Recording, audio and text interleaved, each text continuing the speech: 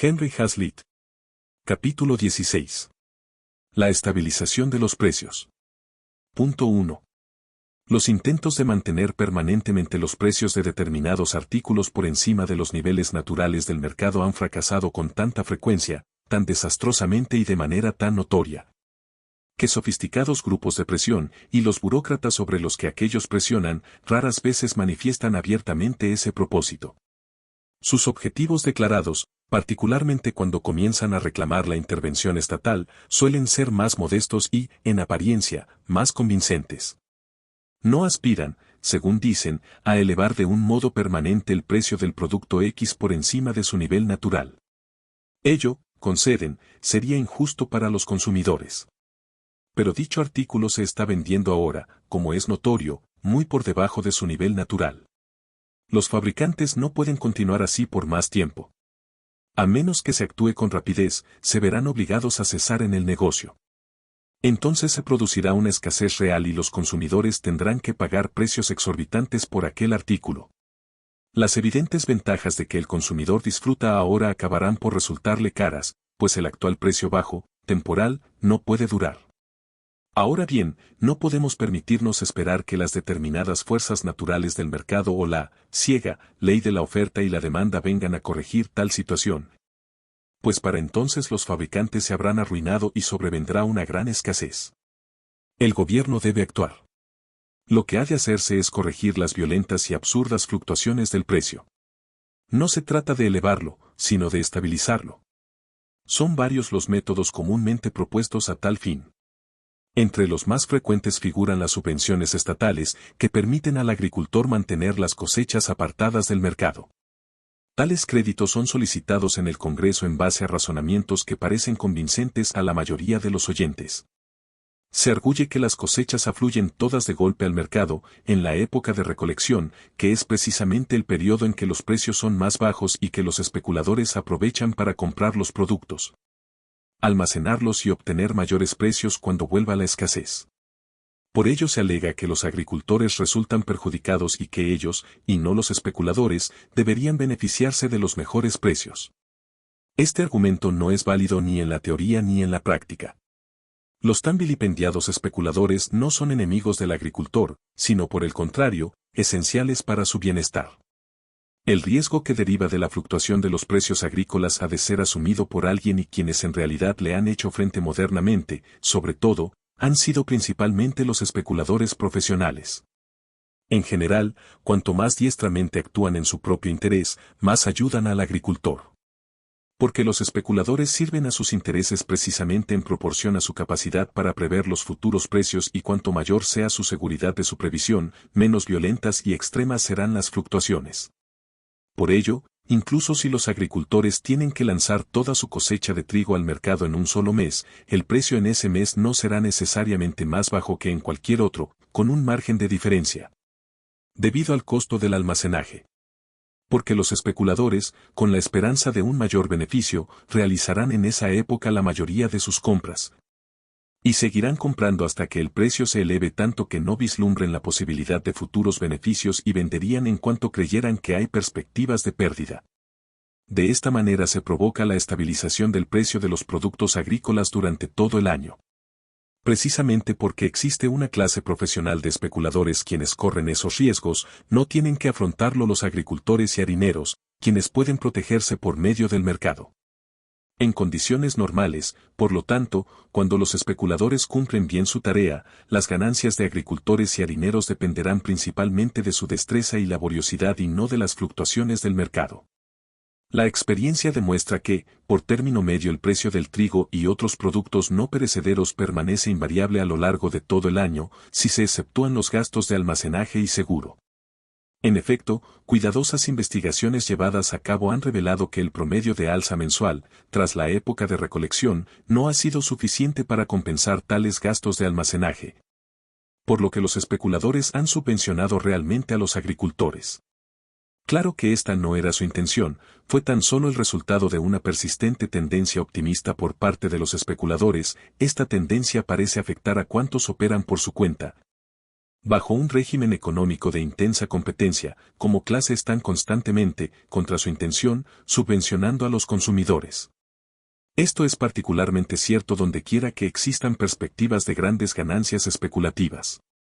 Como los jugadores de lotería, en su conjunto, pierden dinero porque cada uno tiene, sin base racional, la esperanza de conseguir uno de los escasos premios mayores.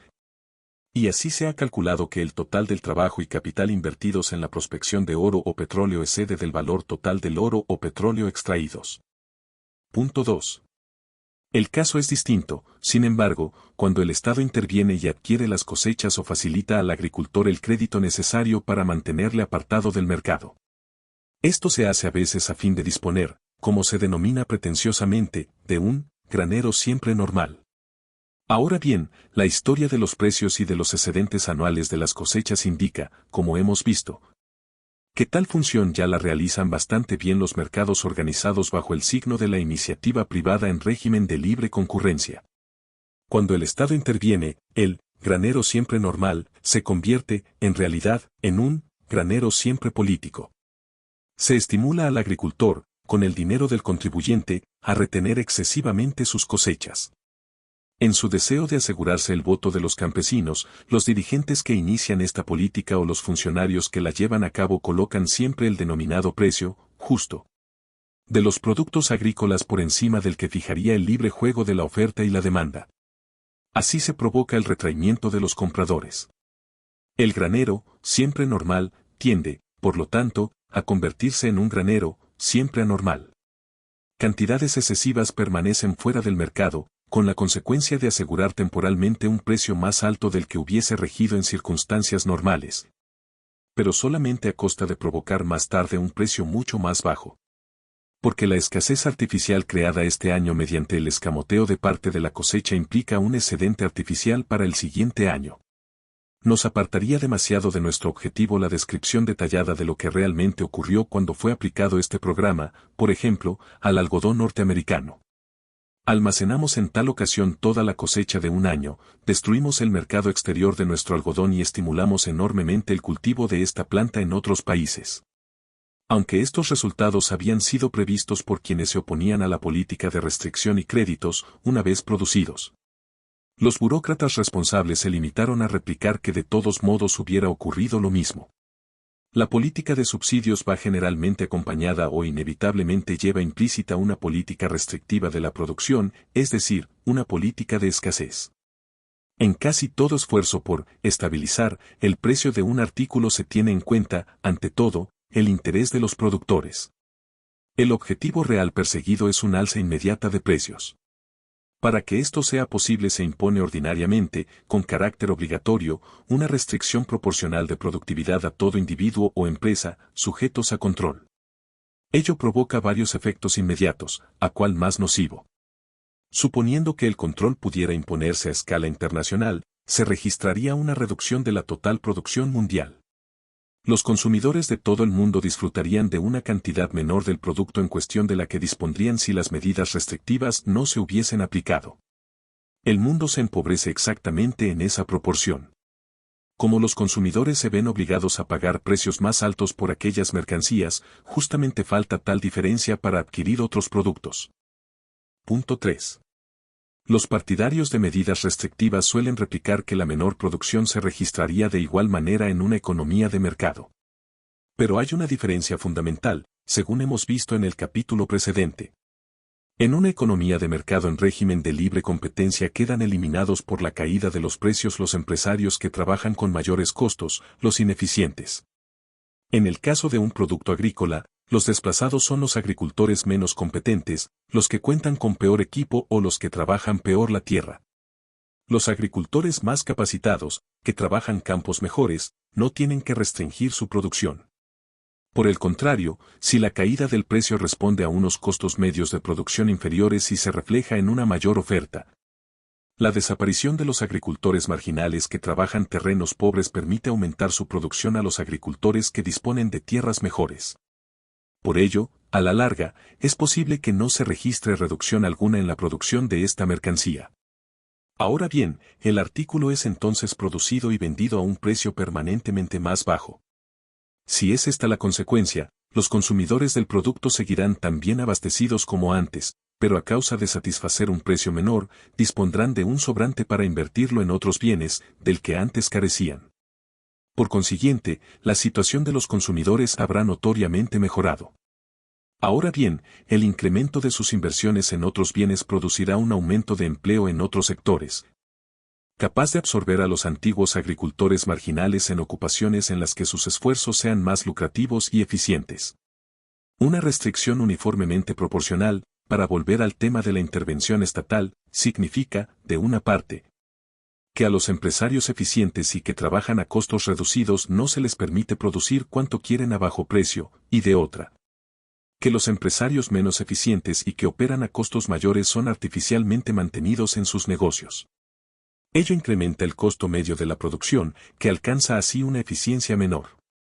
El empresario marginal, mantenido artificialmente en un sector de la producción, continúa reteniendo terreno, trabajo y capital que podrían ser aplicados con mayor provecho y eficacia en otras producciones.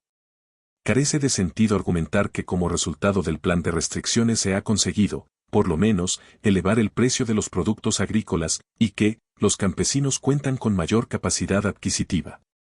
Por cuanto si lo han logrado ha sido tan solo a costa de restar idéntica capacidad adquisitiva al comprador de la ciudad, todo ello ha sido ya examinado al analizar el tema de la paridad de los precios. Subvencionar al agricultor para que disminuya la producción o facilitarle igual cantidad de dinero en pago de una producción artificialmente restringida equivale a obligar a los consumidores o contribuyentes a satisfacer emolumentos a personas por no hacer nada. En ambos supuestos los beneficiarios del sistema mejoran su capacidad adquisitiva, pero en ambos casos alguien pierde una cantidad absolutamente igual.